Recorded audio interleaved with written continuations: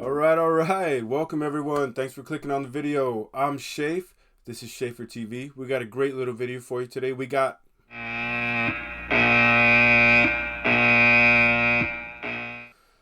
yeah, man, that's annoying, isn't it? Wow. That sound is that's not nice. That's annoying. But yeah, sorry guys, it's going to be a weekly spot. It's upset alert. All right? So we're going to go over the matches that I think that there's a potential upset in the mist. Um yeah, But before we do that, I'd appreciate you guys like and subscribe. Let me know what you think about the video. Leave a comment. All love, all the time. Don't know what I'm talking about. Let's get into the video. All right, guys. So the first upset of the week is going to come on the very first game of the week, actually. It's going to be Brighton versus Manchester United. The game will be played at Brighton Falmer Stadium. And we're going to go ahead and go over some things. First, we're gonna take a look at Brighton's lineup from last week versus Everton. They did win the match 3-0, as you can see here. Brighton did line up at a 4-2-3-1. All right. They do have some salty veterans on that team in James Milner, Lewis Dunk. They also have where is he? There we go. They also have Adam Webster. They have some salty veterans on that team.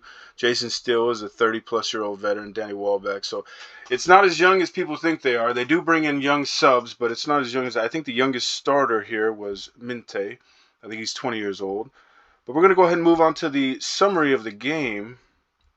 And as you can see here, now Everton did get a red card in the 66th minute, so that does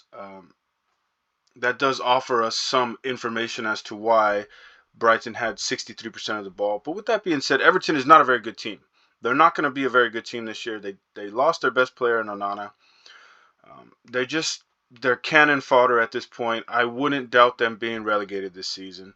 You can see 3 goals, 3 assists from Brighton, 63% ball possession. Only 1.64 expected goals, so they scored 3. So what that means to me is that they were pretty darn clinical on the finishing. They had 4 counterattacks.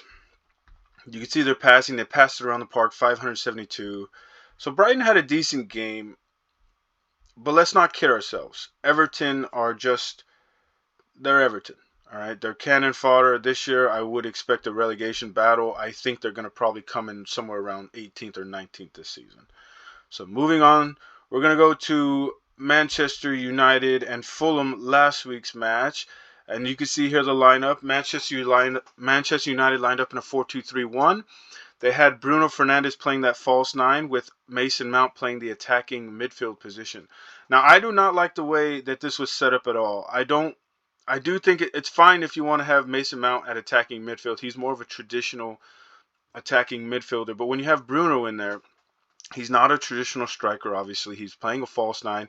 He continued to drop into midfield and to drop into the space. And Mason Mount is not savvy enough to know what to do in those situations. So, yes, a lot of chances were created for Bruno. Specifically, I think he had 6 shots and 3 of them were on target. Unfortunately for United, my beloved United, he is just not a clinical finisher. Every single good shot that he put on, it was directly at the goalkeeper. And we need to do something about that. We cannot be starting Bruno as a false 9 anymore. It did not work for 80 or 60 something minutes that it was employed. So it's not going to work. All right. Let's move on to the summary of the match. Manchester United had 56% of the possession versus Fulham. 1 goal with 1 assist on 14 shots. Now again, Fulham is not nearly as bad as Everton, but they sure are not very much better. I imagine this season Fulham is going to end up being around 13, 14, 15. I don't think that there's very high hopes for them this season. Now, United did have a 2.1 expected goals on the day with 5 shots on target. 3 of those shots came from Bruno. The 1.2 XG was actually from Bruno. So over half of the XG was from Bruno. And that's what I mean. We did not have any clinical finishing whatsoever. For example, the goal that was scored off of the toe of Xerxes. That's clinical finishing. 1 shot, 1 attempt, 1 goal. beautiful. Love to see it. 14 goal attempts, 5 shots on target, 52 dangerous attacks for United. And as you can see here, we got the rest of it. So here's my thing, guys. Um, I'm not upset about a win. How could I possibly be upset about a win? We won the game. It wasn't in spectacular fashion. We did win the game. I thought we were going to win it late, or United, I should say, was going to win it late. But here's the reason why I think that United are on severe upset alert coming into this week.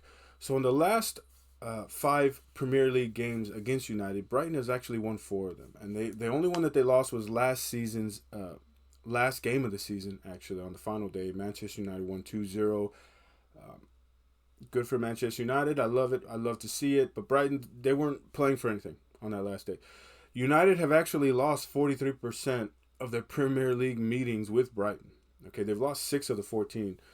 And another thing, none of the Premier League meetings between Brighton or Manchester United have ended in a draw. It's either been win or losses. So, you know. Now, Brighton are not in the best form at home. If you go back to last season, they've lost 4 of their last 5, but they did just win this game versus Everton. So they're looking good. They always start the season off strong, and that's what I'm thinking is going to happen this time. So I'm calling it. I think it's upset alert on Manchester United. I think Brighton's going to come away with this win. It's probably going to be a 2-0, 2-1 win. Hopefully not, but yeah, yeah, yeah, But the next match is going to be Aston Villa versus Arsenal. All right, so I'm going to show you guys right here. So this was the lineup for the last game for Aston Villa versus West Ham. Now, in my opinion, West Ham actually outplayed Aston Villa. I think they outplayed them in the middle of the field. I think they I think they looked better at times. I think that they have the better players, if I'm being entirely honest. But what I do think is that Aston Villa are an incredible counterattacking team, and they take their chances incredibly well. Okay, so you can see we had Ollie Watkins up front, Rogers attacking midfield, McGinn on the left, Bailey on the right. And obviously, McGinn is dropping in, Rogers is pulling forward, Bailey's pulling forward. It turns into something a little bit different, like a 4-3-3 basically. But they got Onana in that midfield, and he's just an incredible presence in that box. Whenever there's a cross or a corner kick or a dead ball kick, anything of that sort, he's right there to receive it. We're going to go ahead and move on right here to the actual summary of the match. So, as you can see, West Ham actually had 51% of the ball. They did score a goal. Um, Aston Villa had 49% of possession. They scored 2 goals on 2 assists. They had 15 shots. You can see right here, the XG for West Ham was 3.1 and the XG was 2.3 for Aston Villa. So Aston Villa kind of hit their XG basically. They scored 2 goals, so they were right there. But West Ham just with not enough clinical finishing to go along with that XG. Now, one of the things that can be said about this is I don't understand entirely why Mikel Antonio was starting this game, and I don't understand why Souček was starting this game. As you can see right here, Ward-Prowse, he can play a full 90. He's a machine, and they brought in Nicholas Füllkrug.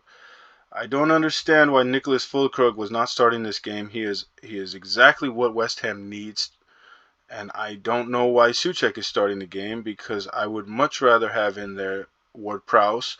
He's better at dead ball kicks. He's an all-around box-to-box midfielder, so I don't quite understand what West Ham was trying to do. But with that being said, I'm not their coach, and they did play a very good game. As you can see, they did it. They did create goal chances. So, but that's the thing about Aston Villa.